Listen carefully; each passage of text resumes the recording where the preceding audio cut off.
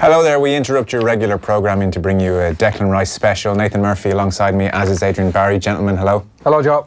The breaking news is that Declan Rice has declared for England. He's issued a statement. I'll read it to you now if you haven't seen it already. This is in the last half hour or so.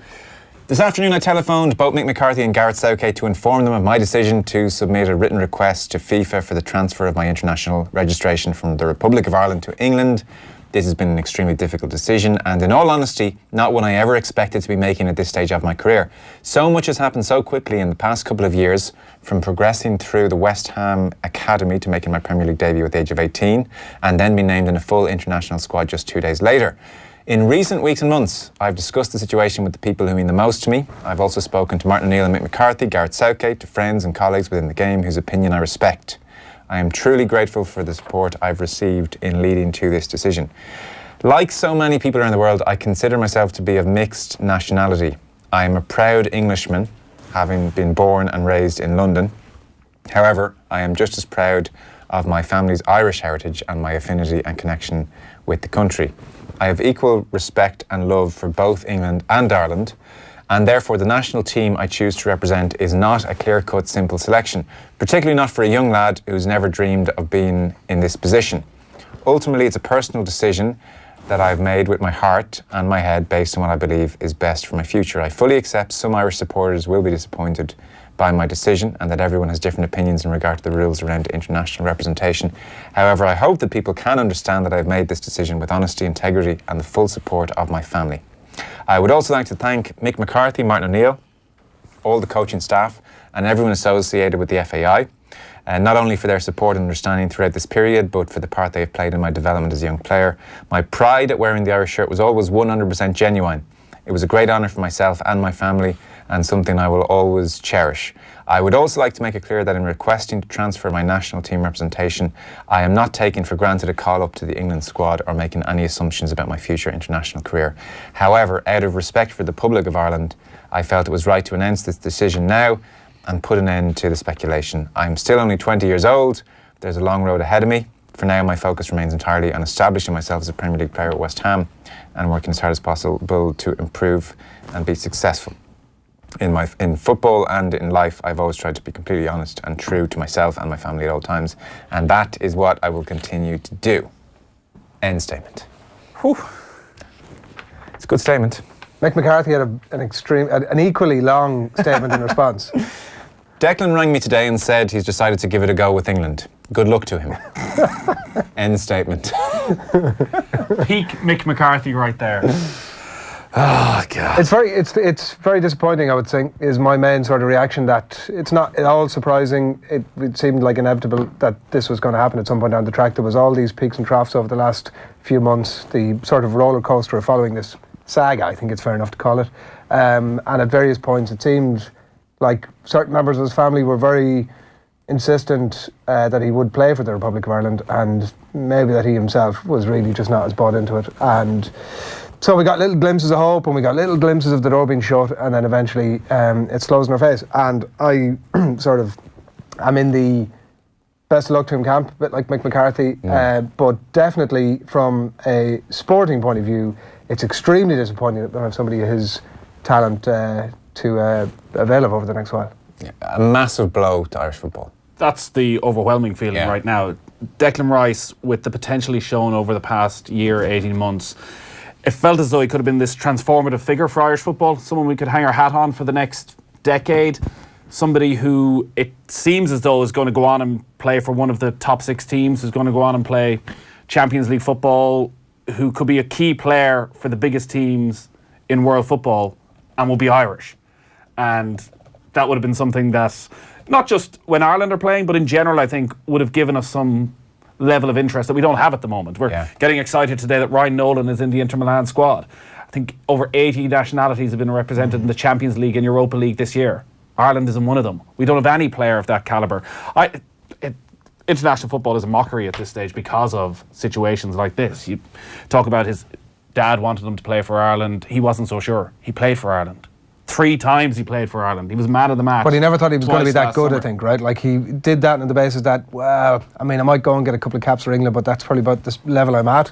Whereas it became abundantly clear then at some point where every top club in the Premier League and beyond were being linked with him, that suddenly you're thinking, actually, maybe I'm a bit beyond this, which is ultimately what's happened here. You believe that because his career's gone so well, I think so. He's just. I mean, what's the other rationale for it? Well, the other rationale is, and he thanks Mark O'Toole in this, and Mark O'Toole, by all accounts, does a very good job as the FAI scout over in England and seems to be absolutely aware of any young player at any club who is eligible for Ireland.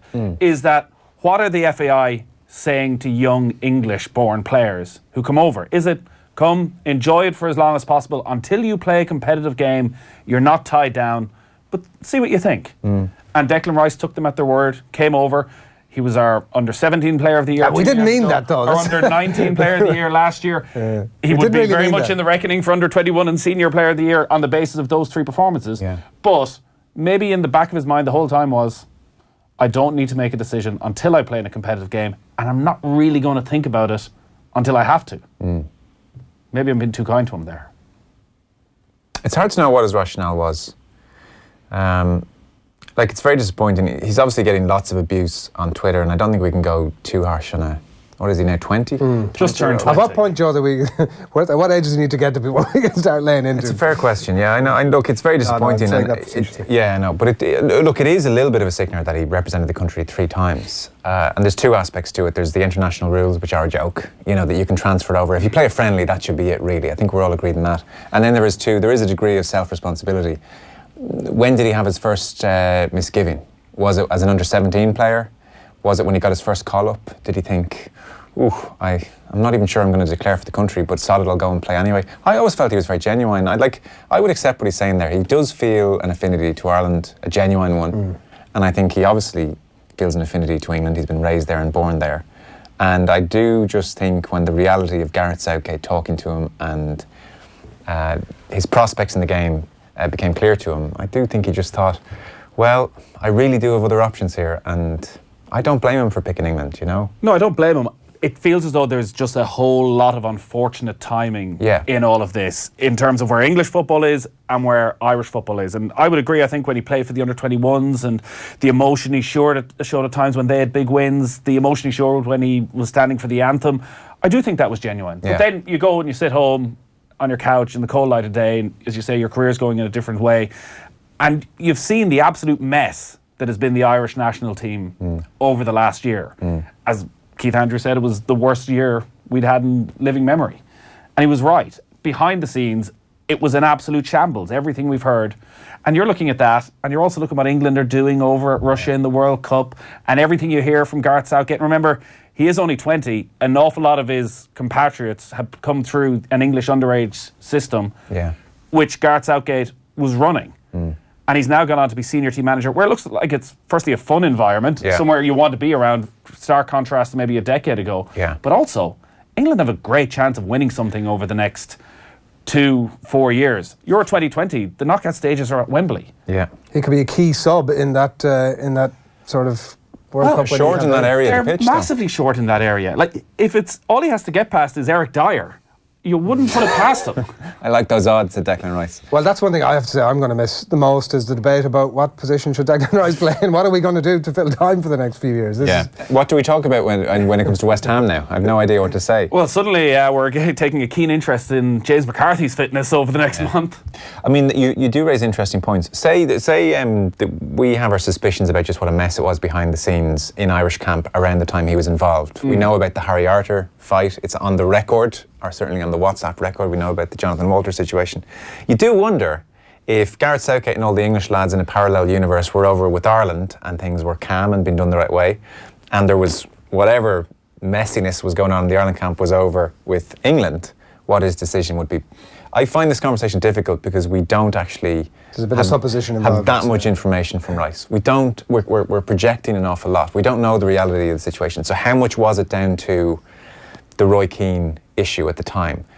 That's not an issue anymore, so you'd have to say not that much. How much is it down to when he first went in with Ireland, he didn't think he was going to have the career he seems to be on course to have, and so he thought, well, Ireland's a much better bet for me, I can't really aspire to England. We don't know. How much of it is it that, he's looking at England now and he wants to win major championships and go to major tournaments, and he realises that's not going to happen with Ireland. Like, what is it? Did he always feel a bit more English than Irish? We don't know. I would, and look, you're dead right to say we are in the area of supposition, but on that basis, you'd have to suppose that really the Martin O'Neill stuff might have been a factor for a while, but once that was done, that after that, it's a case off the table look, now. that's finished now. And like Mick McCarthy is a guy who you could easily see him, I'm sure he, and I would have made the point with Martin O'Neill was there as well, by the way, I'm sure if he was sitting in my front room convincing me to want to do something, that actually he's got that charisma that could sort of pull that off, and I'm sure and if anyone can tap into an English-born player playing for Ireland and having a great career with Ireland, it's Mick McCarthy. So you would have to think Mick McCarthy has probably done everything that you could reasonably hope to do. I would have had a suspicion if it was O'Neill and Keane still there. Did they really sit down with him? Did they really try and welcome him in? Whereas I don't have that suspicion with McCarthy. I would say, the point that I was making was that I would say that O'Neill would have very much done that. Like, you can absolutely see him. Well, so again, a guy like... It's one thing going in, sitting in a room and saying, come play for us, you're going to have a great time. He came into camp. He saw what was going on. He was there when all of this was kicking off. Yeah, he was there at a bad time. He's in a position... We're probably never going to know, because if Declan Rice has any sense, he's never going to speak publicly about where he was or what happened. Until he writes the book. With Roy Keane and Harry Arter and John Walters. Like, it's just bringing a whole heap of shit onto himself that really he doesn't need, because he has enough of that right now when you look at what he's getting online. It's funny how Irish supporters are understandably quite angry about this, because there was so much hope attached. The players, and all through this, the Irish teammates, I think, sort of looked at this as, he's a kid, came in, seems like a nice, genuine guy, and we'd love to have him, but if he changes his mind, it's okay, we're not going to hold it against him. And we saw David Myler responded to his tweet and said, best of luck, mate, we'll be sorry to see you go.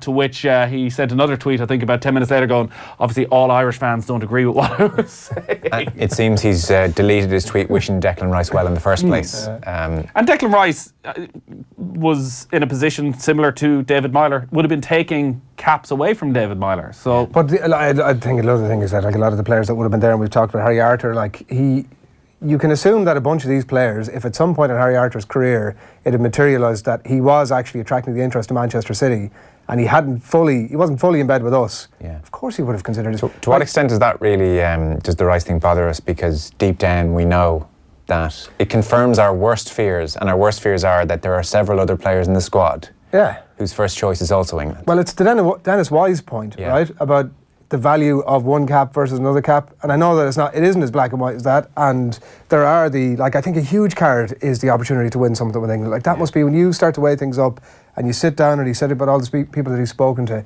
at some point or another, that is a huge thing. Like, we might win a World Cup, we might win a Euros. And we're clocking up the losses as a Jack Grealish and now Rice, anyone who's had that decision has made the decision that we don't like. And I do think there an element to this is that we know deep down several other players in the Irish squad would make the same decision, and that's not great when it's the team representing us. Well, that's an FAI decision, though. That is the job of somebody like Mark O'Toole, is to go around and hope that you keep these guys. Bring them in at 15, 16. They like it. Maybe they're just below the level required for England, and hope that some of them stick. Does anybody think we're hoodwinking these young players? Is there something unethical, is maybe a strong word, but is there something a bit iffy about us going around as an association to these English-born players and saying, come on over with us, and we hopefully make them feel welcome and get them into the first team in time before a Jack Grealish, Declan Rice dilemma happens? Is that kind of what we're doing a little bit? I don't think so. I think that, that's to diminish the personal responsibility that those players have themselves, because they're not being sort of thrown into a boot and smuggled across the ocean and put an Irish jersey. Mostly. That was a surprising part of Declan Rice's statement. Finally, I'm free. Put onto a pitch. They come over by their own volition, and of course, the FAI wouldn't be doing that. We'd be hammering the FAI if they weren't going over and saying to the likes of Declan Rice, here, listen, you've got that really strong connection. We see something in you. We believe you're going to be a huge part of our plans for the next 20 years when he's a 16-year-old, of course. And we would hammer them rightly if that was. It's what I call the James McCarthy policy. It worked out. In our favour. It worked out perfectly with McCarthy. And again, look, it's not. There is something cynical about it. Not everybody isn't there? Has bought in, and that's international football, international sport right now. Everybody else is doing it, so why can't we? Yeah. And not everybody's as bought in as this lad. That's the thing. Again, there is a scale of. Go check his Twitter feed right now. That's a good time. But not everybody's. Fire emoji. There will be a scale. With everything, there'll be a scale of people who clearly, in Declan Rice's instance, has like an affinity with Ireland. Yeah. And that's all it is. It's Yeah. a bit of an affinity. Like we've seen Ray Parlour, like Wayne Rooney. There's like a whole list as Harry long as Kane. your arm of people who've got some sort of an affinity with Ireland or with another country. But ultimately, when it boils down to it, like he was never going to play for England, and he's made that abundantly clear. Yeah. But Declan Rice, like, you know, not everybody's like him, and that's just the way it is. I'm being told we have live pictures from the Kilban household actually as he received the news. He's not taking it as badly as we'd feared. Derek Higgins on Facebook Live. Forget where he started his football international caps underage. He'll be lucky to get 10 caps for the other lot. I think he'll do better than that. Graham Story on Facebook Live. The part that annoys me is that he prevented a proud Irishman from getting a cap on those 3 occasions. Yeah. It's not his fault though. No. David Lynch on YouTube, best of luck to him. I'm glad he chose England so we can pick somebody who wants to play for us 100%. This is the flavour of what's coming in. Sorry, that's a load of nonsense. If we were sitting here recording this show because Declan Rice had released a statement saying he was playing for Ireland, we would have said, this is one of the best days of Irish football of recent times. And he's seen the light. He obviously was a little bit confused, but nobody said good riddance to him. Somebody wants to play more. Like, we're into a dangerous game if we're ranking people's affiliation with the country. Yeah. As you say, not everybody, unfortunately, is like Kevin, who would have done anything to play for Ireland. No, There's lots of guys in that Ireland squad right now who probably feel somewhat similar to Declan Rice, but are quite happy to... Their careers haven't gone the exact same way and are quite happy to be putting on the green jersey. Kilban's the exception. Like, I have no issue whatsoever with Rice talking about how he loves both England and Ireland. He does feel he has a dual identity. He does have a massive affinity with the country. I do totally accept it when he says that all the emotion he felt when he represented Ireland, my pride at wearing the Irish shirt was always 100% genuine. I accept that. I totally accept that. Why can't you love 2 places, 2 countries? Why can't you have that affinity? Why did it take so long is... Well, he was writing that statement. Well, did he write that statement? It's a tome. Did he write that statement? I think is definitely something you would... it's a brilliantly written statement and it seems to clarify a huge amount of it. One of the reasons maybe Mick McCarthy's statement is so short, and we'll hear from Mick, I'm sure, over the next couple of weeks, is that we are looking to reverse this. Like, Mick McCarthy's been talking to Nathan Redmond, who has played for England. Now, obviously, a player of different ability maybe to Declan Rice, but right now I think Nathan Redmond may be close to an England squad. What's his best position, Nathan? Back in. But, well, that's a good question. Like, Nathan Redmond is somebody who has played for England probably 50, 60 times at underage level. What will the Irish supporters' reaction be if he turns out against Georgia or he turns out against There'll Denmark? be a little bit of a backlash to begin with. He'll come on, he'll do a decent job, and we'll all go, sure, that's great. Exactly. On we go. And that's once he everybody comes to forgets play. about it. Like, even I think, to be honest, I think Rice that's far worse than what has happened with Declan Rice, because I do think playing at underage level at least means you're sort of contributing something to Irish football, that you're not just being parachuted in at the last minute. So all those under-17s and under-19s that have played with Declan Rice have sort of been aware of his talent and know if they want to make it at Irish level, they need to be better than him, and they've been around him. Whereas Nathan Redmond just appears from nowhere, and somebody who has come up through the system the entire way suddenly told, sorry, you're not good enough because this guy's arrived in. Yeah, so I think what we're saying is the best of luck to Rice. Tricky enough situation. It was very unfortunate he played for Ireland 3 times. You could use a different word for unfortunate. People will be angry with him and say he shouldn't have done it. We don't know how he felt at the time. You know, maybe like it's only, maybe it's like, say, the 3rd time he plays for Ireland, he's thinking, oh God, this is all blown up in a big way very quickly for me. I'm not so sure. He was kissing the badge around that time. But there's a far bigger conversation. I know, but the bigger conversation for me is about, is this the correct policy for Irish football? Is the James McCarthy policy one we should be continuing with? Should we be giving kids from England and Wales and Scotland Irish underage caps and developing them, as opposed to looking to players who are playing for League of Ireland academies and getting them in the Irish squad? That's actually a big question for Irish football now. It is, and Declan Rice probably isn't the best example of that because he was always seen as a brilliant talent. Yeah. The problem is when we go back to the last under-21 campaign, which was full of English-born players playing at a average enough level. Yeah. And it seemed as though they were getting selected ahead of Irish-born players, as you say, to try and tie them down. Yeah.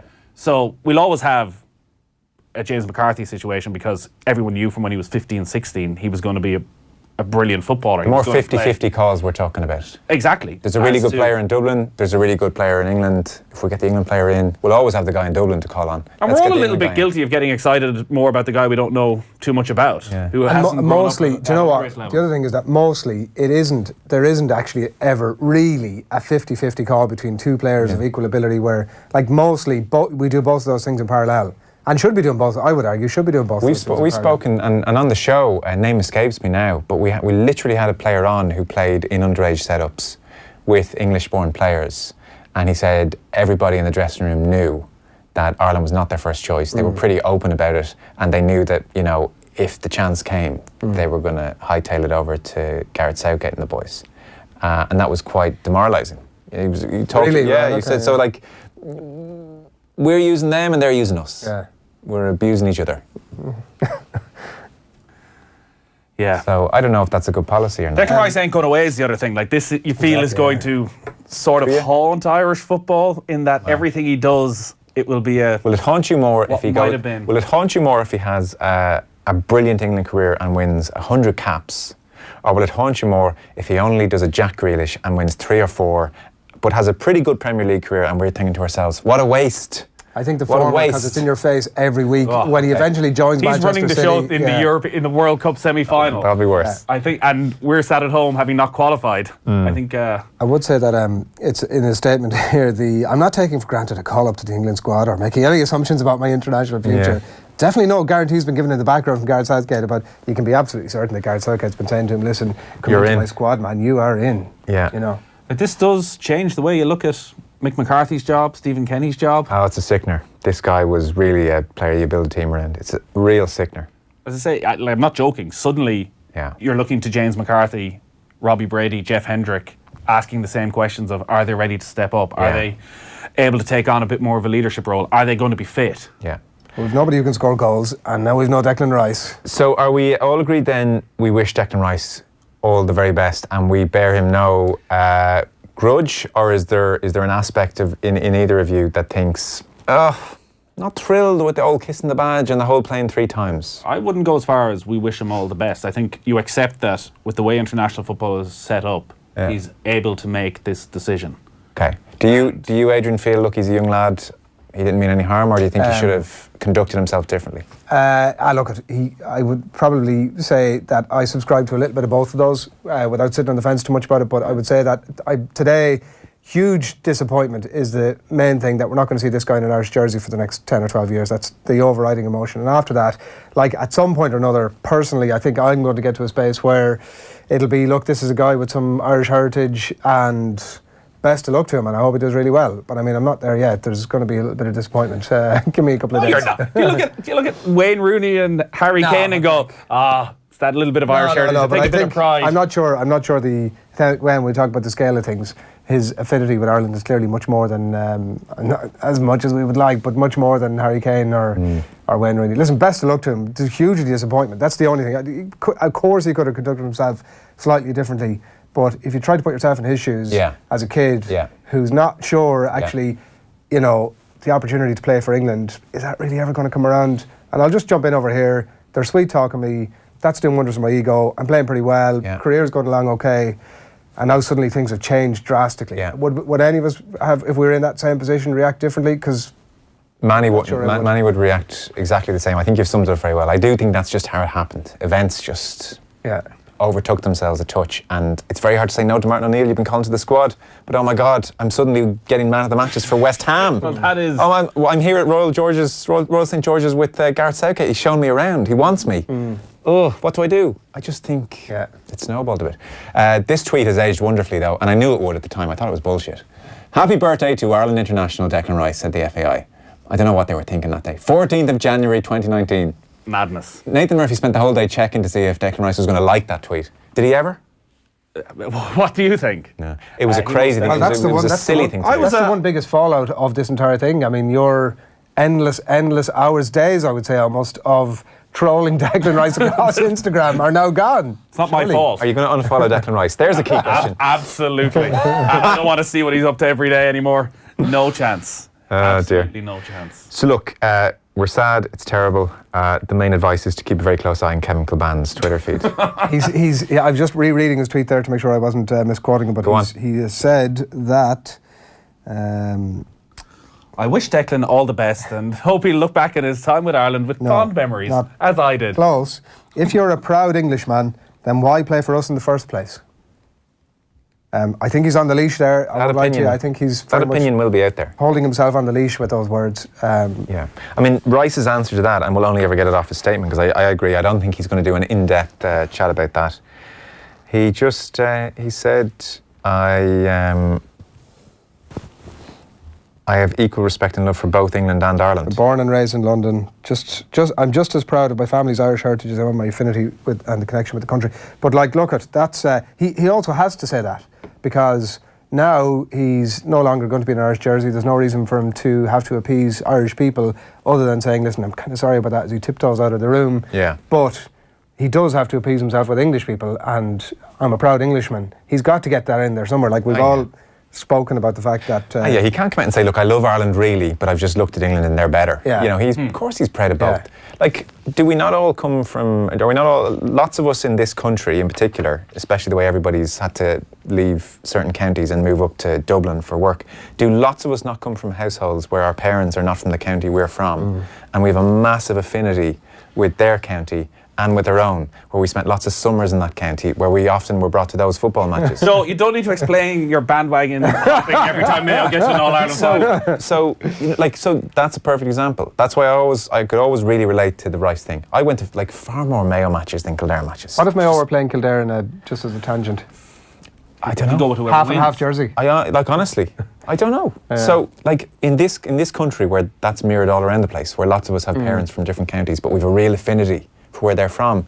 Surely we of all countries should really be able to relate to what Rice is talking about, That's what I think, and it's, I think we're in a far different position societally now than even we were in your man's time, sort of 15, 20 years ago. That we don't hate England as much. That wasn't what I was saying, but actually I would say there's an element of that. But yeah, in terms of the layers that exist to people's nationality and our capacity to be able to I suppose engage with that and verbalise that and understand it is probably a different thing than it was 20 years ago. Yeah.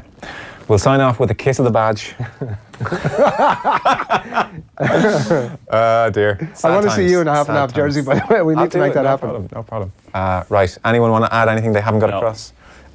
Thanks so much. That's the end of this emergency chin up, big man. Keep the chin broadcasting. Our thoughts are with Kevin Kilban right now. Goodbye.